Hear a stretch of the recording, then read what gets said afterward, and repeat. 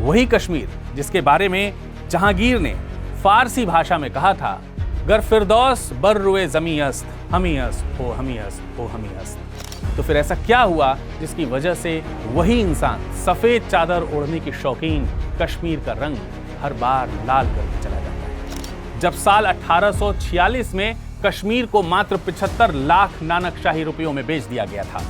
खरीद फरोख्त की यह शुरुआत इतनी मनहूस थी कि जब जब कश्मीर स्थिर होता है तब तब कोई ना कोई आकर इसे अस्थिर कर देता है। साल था 1931 और दिन था 13 जुलाई। सुबह श्रीनगर की जेल के बाहर नारे लग रहे थे। इसी भीड़ को नियंत्रित करने के दौरान पुलिस को बल का प्रयोग करना पड़ा था। परिणाम यह हुआ कि इसमें लोग घायल हो गए और 22 लोगों की मौत हो गई। तब अक्टूबर 1947 में मौके का लाभ उठाते हुए पाकिस्तान समर्थित पश्तून कबाइलियाई यानी कि ट्राइबल राइडर्स ने कश्मीर पर हमला कर दिया। इधर 26 अक्टूबर 1947 को महाराजा ने इंस्ट्रूमेंट ऑफ एक्सेशन पर हस्ताक्षर किए और उधर 27 अक्टूबर 1947 को भारतीय सेना ने श्रीनगर एयरपोर्ट पर लैंड किया। कभी सोचा है अगर हवाएं भी अपनी कहानियां सुना सकती तो कश्मीर की वादियां क्या कहती? शायद वे हमें अपने उन अनगिनत जख्मों, ख्वाबों, टूटी उम्मीदों और अलविदा कह गए लाखों लोगों की दास्तान सुनाती जो सदियों से यहां की रूह में बसे हैं। कश्मीर एक जगह, एक नाम, एक सपने से भी ज्यादा एक भावना है, न केवल कश्मीरियों की बल्कि सारे देश की।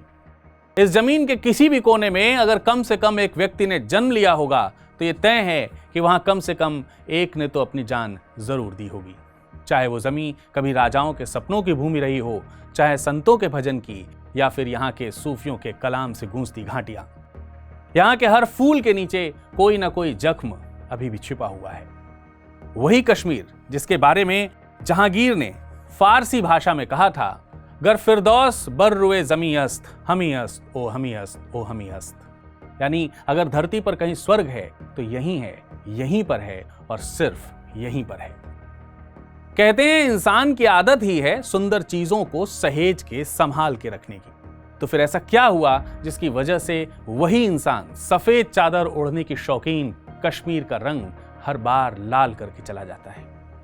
इसे जानने समझने के लिए हमें एक बार फिर से इसके इतिहास में जाना होगा, इसके घावों को कुरेदना होगा और इन्हें गहराई से देखना भी होगा।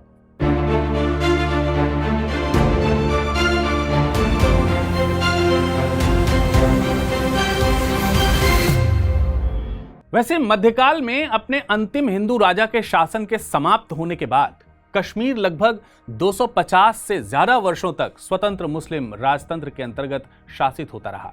इस क्षेत्र को जब मुगल सम्राट अकबर ने अपने अधीन कर लिया तो यहाँ की मूल कश्मीरी संस्कृति और समाज में सामाजिक, राजनीतिक, आर्थिक और बड़े रणनीतिक क्षेत्र में बहुत बड़े परिवर्तन हुए।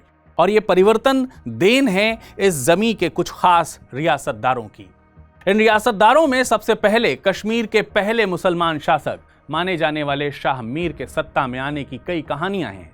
जैसे कि इतिहासकार जीएस सरदेसाई बताते हैं कि तुर्की मूल से वास्ता रखने वाला यह शाह मीर हिंदू शासक राजा रणचंद्र के दरबार में काम करता था। काशगर के शासक आनंद देव ने जब राजा रणचंद्र के राज्य पर कब्जा कर लिया तो उन्होंने शाह मीर सहित कई मुस्लिम राज्य के कर्मचारियों को उनके पदों से ही हटा दिया। बाद में शाह मीर ने आनंद देव के विरुद्ध युद्ध की घोषणा कर दी। सन 1326 में आनंद देव की मृत्यु हो गई और इसके कुछ समय बाद तक शाह मीर अपनी स्थिति को मजबूत करने में लग गया। मौका पाते ही उसने 1339 में अपने खुद का राजवंश स्थापित कर दिया और कुछ इतिहासकार ऐसा मानते हैं कि यह एक दयालु शासक था। शायद वे ऐसा इसलिए मानते रहे हों क्योंकि शाह मीर ने अपने राज्य में कई करों को समाप्त कर दिया था। अब तकरीबन एक दशक तक शासन करने के बाद शाह मीर ने 1349 में अपने दो बेटों जमशेद और शेर अली के बीच राज्य का बंटवारा कर दिया। फिर वही हुआ जो हमेशा से होता आया था, सत्ता के लिए दो भाइयों का संघर्ष। देखिए, राजतंत्रीय शासन प्रणाली की एक खास बात यह है कि जब भी दो भाइयों में सत्ता का बंटवारा होगा तो उनमें से कोई एक सब कुछ हथिया लेगा और ऐसा करने में सफल वही होगा जिसकी रणनीतिक सूझबूझ ज्यादा बेहतर होगी। और यही हुआ जमशेद और शेर अली के मामले में भी। दोनों ने संपूर्ण सत्ता पाने के लिए आपस में युद्ध किया और अंततः जमशेद ने सत्ता को हथिया लिया। बाद में यही जमशेद अलाउद्दीन की उपाधि से गद्दी पर बैठा। साल 1363 की बात है, जब जमशेद की मृत्यु हो गई तो शेर अली यानी दूसरा भाई जो है उसने गद्दी संभाल ली और शहाबुद्दीन के नाम से शासन करने लगा। शहाबुद्दीन राज्य विस्तार की महत्वाकांक्षा से साउथ की तरफ अपना अभियान आगे लेकर के बढ़ता है। उसने अभियान के दौरान अपने सिंध में सम्मा वंश के राजा पर विजय हासिल कर ली और एक ही साथ कांगड़ा के शासक को भी अपने अधीन कर लिया। लगभग 2 दशक तक सत्ता में रहने के बाद 1386 में शहाबुद्दीन की भी मृत्यु हो गई। शेर अली यानी शहाबुद्दीन के बाद उसका बेटा कुतुबुद्दीन उत्तराधिकारी बना। लगभग 1 दशक बाद 1396 में जब कुतुबुद्दीन की मृत्यु हुई तो उसके बेटे सिकंदर ने गद्दी संभाली। कश्मीर के इतिहास में सिकंदर एक ऐसा शासक हुआ जो धार्मिक रूढ़िवाद और उसके प्रति कट्टरता के लिए जाना जाता है। इसे कश्मीर के इतिहास का बुतशिकन भी कहा जाता है। बुतशिकन जानते हैं? बुतशिकन यानी कि मूर्तियों को नष्ट करने वाला। इतिहासकार मानते हैं कि उसने अपने शासनकाल के दौरान कई हिंदू मंदिरों को नष्ट कर दिया था और कई हिंदुओं का बलपूर्वक धर्म परिवर्तन भी करवा दिया था। एक बार फिर से अगर हम इतिहासकार सरदेसाई की माने तो यह सिकंदर एक चतुर शासक था जिसने 1398 में भारत आए मध्य एशियाई आक्रमणकारी तैमूर की प्रभुता स्वीकार करके कश्मीर को लूटे जाने से बचाया था। सिकंदर के बाद सन 1416 में सिकंदर की मृत्यु के बाद उसके बेटे आमिर खान को सत्ता मिली। उसकी अयोग्यता का लाभ उठा करके उसके भाई शादी खान ने उसे पदच्युत कर दिया और 1422 में उसने जैनुल आब्दीन की उपाधि धारण कर ली। जैनुल आब्दीन की उपाधि धारण कर वो सत्ता पर नियंत्रण स्थापित कर लेता है। जैनुल आब्दीन ने सत्ता में आते ही सिकंदर की कई रूढ़िवादी नीतियों को पलट कर रख दिया। उसने न केवल हिंदुओं और बौद्धों को अपने धर्म का पालन करने की अनुमति दी, बल्कि उनके कई मंदिरों का जीर्णोद्धार भी करवाया। साथ ही उसने एक अच्छे शासक का उदाहरण प्रस्तुत करते हुए राज्य की कई झीलों और नहरों तक का निर्माण करवाया। इन सब के अलावा जैनुल आब्दीन कला, साहित्य और कविता के भी संरक्षक थे। शायद इन्हीं सब गुणों के कारण जैनुल आब्दीन को कश्मीर का अकबर कहा जाता है। बहरहाल लगभग 5 दशक तक सफलतापूर्वक सत्ता संभालने के बाद 1472 में जैनुल आब्दीन की मृत्यु हो गई। जैनुल आब्दीन के बाद उनका बेटा हाजी खान उर्फ हैदर को सत्ता मिली, जिसने अपने बेटे हसन को सत्ता सौंप दी। लगभग 1 दशक तक शासन करने के बाद हसन ने स्वयं अपने नाबालिग बेटे मोहम्मद को सत्ता सौंप दी। सत्ता प्राप्त करने की लड़ाई के क्रम में ही मोहम्मद खान को जैनुल आब्दीन के पोते फतेह खान ने पद से हटाकर शासन को अपने हाथों में ले लिया। यह भी एक दूरदर्शी और रणनीतिक शासक था जो अपनी शक्ति और उसकी सीमा को पहचानता था। इन्हीं सब के चलते सिंहासन पर कब्जा करने के बाद उसने अपनी सुरक्षा को प्राथमिकता दी और सत्ता पर काजिब रहने के लिए दिल्ली सल्तनत के शासक सिकंदर लोधी के साथ गठबंधन कर लिया। दुर्भाग्य से दक्षिण में एक यात्रा के दौरान फतेह खान की मृत्यु हो गई और इस मौके का फायदा उठाकर मोहम्मद ने सिंहासन वापस कब्जा कर लिया और 1535 तक अनवरत शासन करता रहा। मोहम्मद के बाद कश्मीर में अगले 50 साल तक अनिश्चितता बनी रही। हालांकि 1560 के दशक में यहां चक वंश ने यहां की सत्ता पर शासन शुरू किया। अंत में वर्ष 1589 में याकूब शाह ने मुगल सम्राट अकबर की सत्ता स्वीकार कर ली और कश्मीर अकबर के अधीनस्थ विस्तारित मुगल साम्राज्य का एक हिस्सा बन गया। अब इसके आगे हम अपनी बात रखेंगे आज से लगभग 17 दशक पीछे से, जब साल 1846 में कश्मीर को मात्र 75 लाख नानकशाही रुपयों में बेच दिया गया था। खरीद फरोख्त की यह शुरुआत इतनी मनहूस थी कि जब जब कश्मीर स्थिर होता है तब तब कोई ना कोई आकर इसे अस्थिर कर देता है। दरअसल हुआ यह है कि सन 1846 से पहले कश्मीर महाराजा रणजीत सिंह के नेतृत्व वाले सिख साम्राज्य के अधीन हुआ करता था। रणजीत सिंह ने ही इस क्षेत्र को एक सैन्य और राजनीतिक शक्ति के रूप में स्थापित किया, लेकिन पहले आंग्ल सिख युद्ध जो कि 1845 से 46 में हुआ था, उसमें सिखों की हार के बाद ब्रिटिश ईस्ट इंडिया कंपनी ने पंजाब और कश्मीर में अपना प्रभुत्व बढ़ाना शुरू कर दिया। इस युद्ध के परिणाम स्वरूप ब्रिटिशर्स ने सिख साम्राज्य से कश्मीर का नियंत्रण छीन लिया। इसी समय सिख सेना में एक प्रमुख जनरल थे जिनका नाम था गुलाब सिंह। अपनी स्थिति मजबूत कर चुके गुलाब सिंह ने अंग्रेजों के साथ रणनीतिक गठजोड़ कर लिया, या यूं कहें कि गुलाब सिंह ने गद्दारी की, जिसका परिणाम यह हुआ कि कश्मीर सिखों के हाथ से बाहर निकल गया। और अंततः 1846 में जब अमृतसर की संधि हुई तो गुलाब सिंह ने अंग्रेजों से कश्मीर को 75 लाख नानकशाही रुपए में खरीदकर जम्मू कश्मीर रियासत की स्थापना कर दी। यानी एक तरफ जहां सिख साम्राज्य का पतन हो रहा था और ब्रिटिशर्स कूटनीति का खेल खेल रहे थे, गुलाब सिंह डोगरा वंश की नींव रख रहे थे। यह वही घटना थी जिसने कश्मीर के इतिहास को इतना अस्थिर कर दिया कि आज तक ये चैन की सांस नहीं ले पा रहा है। हालांकि जिस ऋषि के नाम पर सुंदर पहाड़ियों के बीच बसी इस घाटी को कश्मीर नाम दिया गया, वे थे ऋषि कश्यप। कहते हैं उन्होंने तपस्या कर यहां के लोगों को एक स्थानीय राक्षस से बचा लिया था। खैर, हम वापस आते हैं गुलाब सिंह के पास। गुलाब सिंह ये वही नाम है जिनके वंशजों ने यहां 1947 तक शासन किया। अब अगर गुलामी को दो श्रेणियों में यानी ऐच्छिक और अनैच्छिक श्रेणियों में बांटा जाए, तो जहां देश एक और अनैच्छिक गुलामी से निजात पाने की जुगत में लगा हुआ था, संघर्ष कर रहा था, वहीं गुलाब सिंह अपनी ऐच्छिक गुलामी का आनंद उठा रहे थे। इनकी इसी गद्दारी का इनाम था कश्मीर। आगे गुलाब सिंह ने न केवल कश्मीर पर कब्जा जताया, बल्कि लद्दाख और बाल्टिस्तान जैसे दुर्गम इलाकों को भी अपने राज्य में मिला लिया। उनके शासन की पहचान थी बेहतरीन शक्ति संतुलन, क्षेत्रीय विस्तार की तीव्र महत्वाकांक्षा और कूटनीति में अद्वितीय क्षमता। उनके नेतृत्व में जम्मू कश्मीर एक संगठित और शक्तिशाली रियासत के रूप में उभर कर सामने आया। आगे समय आता है सन 1857 की क्रांति का, जब अंग्रेज भारत में अपने आप को स्थापित कर लेने के लिए तत्पर थे। ठीक इसी समय गुलाब सिंह के उत्तराधिकारी महाराजा रणबीर सिंह ने अपने राज्य को स्थिर बनाए रखने को प्राथमिकता दी और अपने पिता के नक्शे कदम पर चलते हुए अंग्रेजों के साथ देकर अपनी गद्दी को बचाए रखने में वे सफल रहे।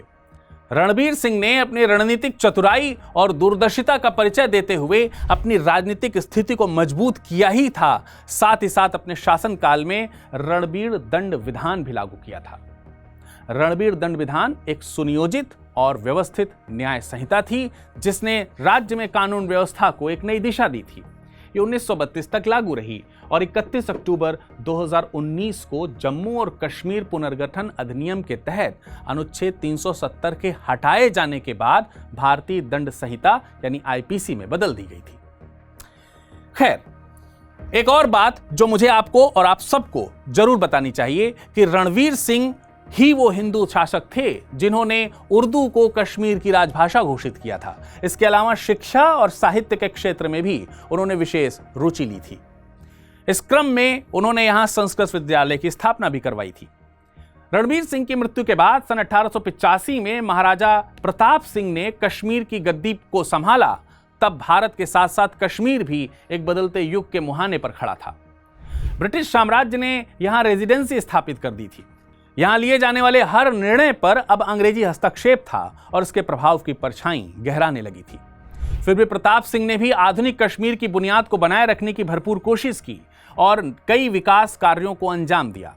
प्रताप ने झेलम नदी पर सिंचाई परियोजनाएं आरंभ की, सड़कों का आधुनिकीकरण किया, आधुनिक जाल बिछाए और नए कॉलेज और स्कूलों की स्थापना की।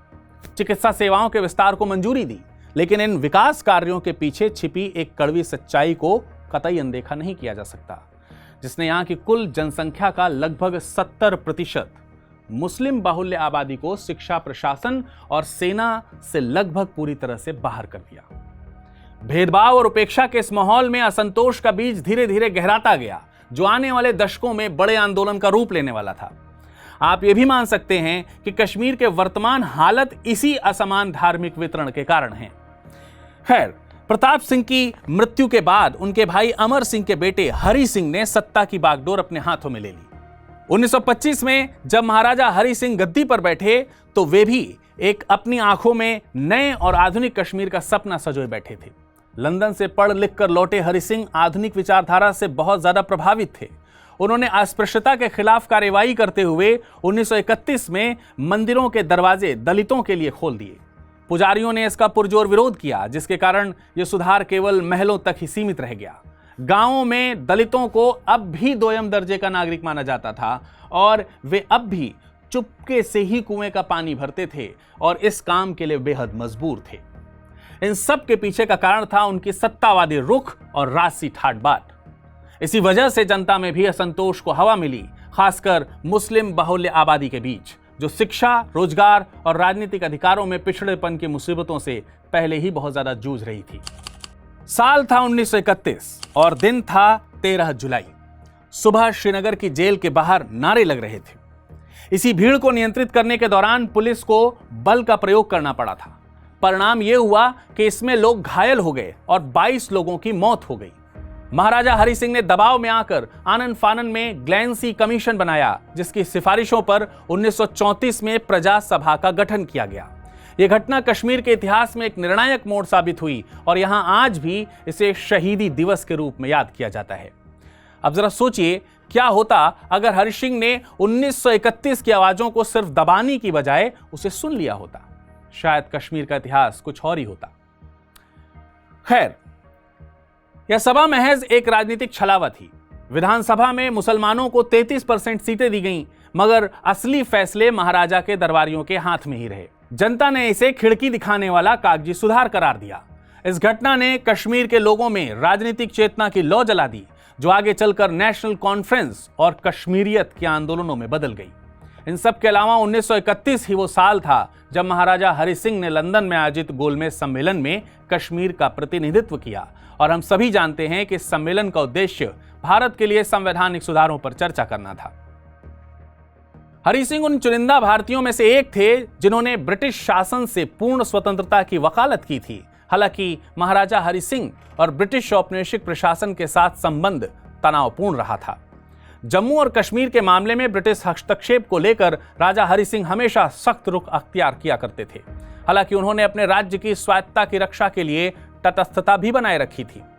इसके बाद समय आया सन 1947 का। आजादी के लिए प्रसिद्ध इस वर्ष में ब्रिटिश भारत को 2 स्वतंत्र राष्ट्रों भारत और पाकिस्तान में बंटते समय लगभग 565 देशी रियासतों को यह विकल्प दे दिया गया कि या तो वे भारत में शामिल हों या पाकिस्तान में मिलें या फिर स्वतंत्र रहें।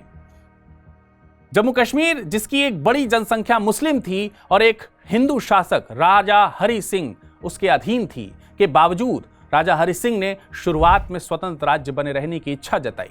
इसी क्रम में उन्होंने पाकिस्तान के साथ एक स्टैंड स्टिल एग्रीमेंट पर हस्ताक्षर किए, जिसका मतलब था कि विभाजन के समय तक दोनों के बीच के मौजूदा प्रशासनिक और संचार संबंध जारी रहेंगे।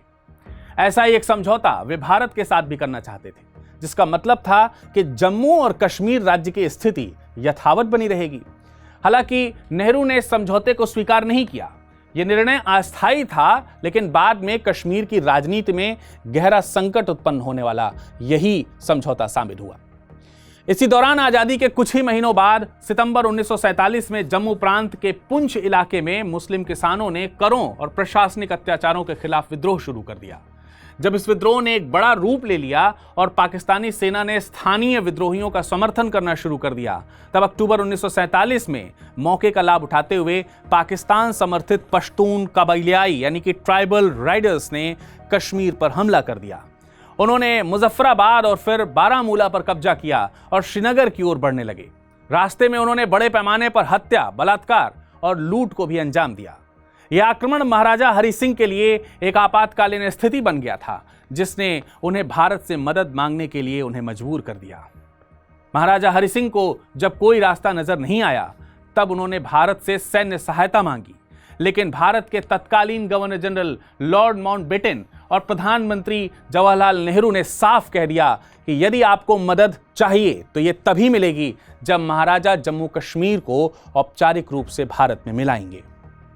इसके बाद इधर 26 अक्टूबर 1947 को महाराजा ने इंस्ट्रूमेंट ऑफ एक्सेशन पर हस्ताक्षर किए और उधर 27 अक्टूबर 1947 को भारतीय सेना ने श्रीनगर एयरपोर्ट पर लैंड किया।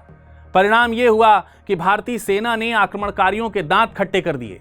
यह विलय आज भी भारत पाकिस्तान के बीच विवाद का सबसे बड़ा कारण बना हुआ है।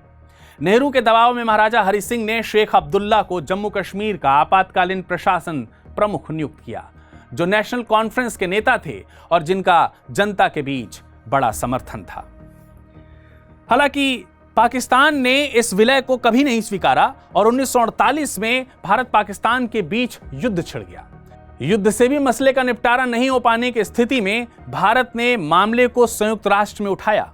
संयुक्त राष्ट्र ने संघर्ष विराम यानी कि सीज फायर की घोषणा कर दी, जिसके परिणाम स्वरूप जम्मू कश्मीर का एक हिस्सा, जिसे आज पाक अधिकृत कश्मीर यानी पीओके कहा जाता है, पाकिस्तान के नियंत्रण में चला गया। इसके बाद 1949 में युद्ध विराम रेखा निर्धारित की गई। 1972 में इस रेखा को LOC या फिर नियंत्रण रेखा कहा गया।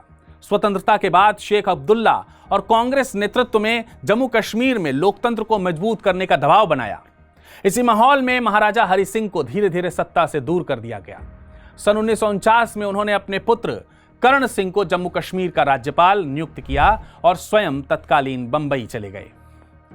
वहां उन्होंने साधारण जीवन बिताया और 26 अप्रैल 1961 को उनका निधन हो गया। कश्मीर की समस्या आज भी बनी हुई है। हालांकि सरकारें लगातार इसे खत्म करने के प्रयासों का दावा पेश करती रही हैं। इसी क्रम में 2019 में भारत सरकार ने अनुच्छेद 370 को हटाकर जम्मू कश्मीर का विशेष दर्जा समाप्त कर दिया। इस फैसले ने जम्मू कश्मीर को पूर्ण रूप से भारत का अभिन्न अंग बना दिया। इस बार पहलगाम में हुए आतंकी हमले और 27 लोगों की मौत ने सरकार की समस्त तैयारियों को चाक चौबंद व्यवस्थाओं को धता बताते हुए एक बार फिर से घाटी को अस्थिर कर दिया है। इसी के जवाबी कार्रवाई में भारत सरकार ने तत्काल प्रभाव से सिंधु जल संधि को सस्पेंड करने की घोषणा कर दी, जिसे 1960 में विश्व बैंक के प्रयासों से लागू कराया गया था। भारत में लंबे समय से इस समझौते को रद्द कर देने की मांग हो रही थी। वहीं पाकिस्तान भी अपने हिस्से की कार्रवाई कर रहा है। कुल मिलाकर ये कि घाटी की स्थिति खतरनाक हो चली है। अब देखना है कि ऊंट किस करवट बैठता है।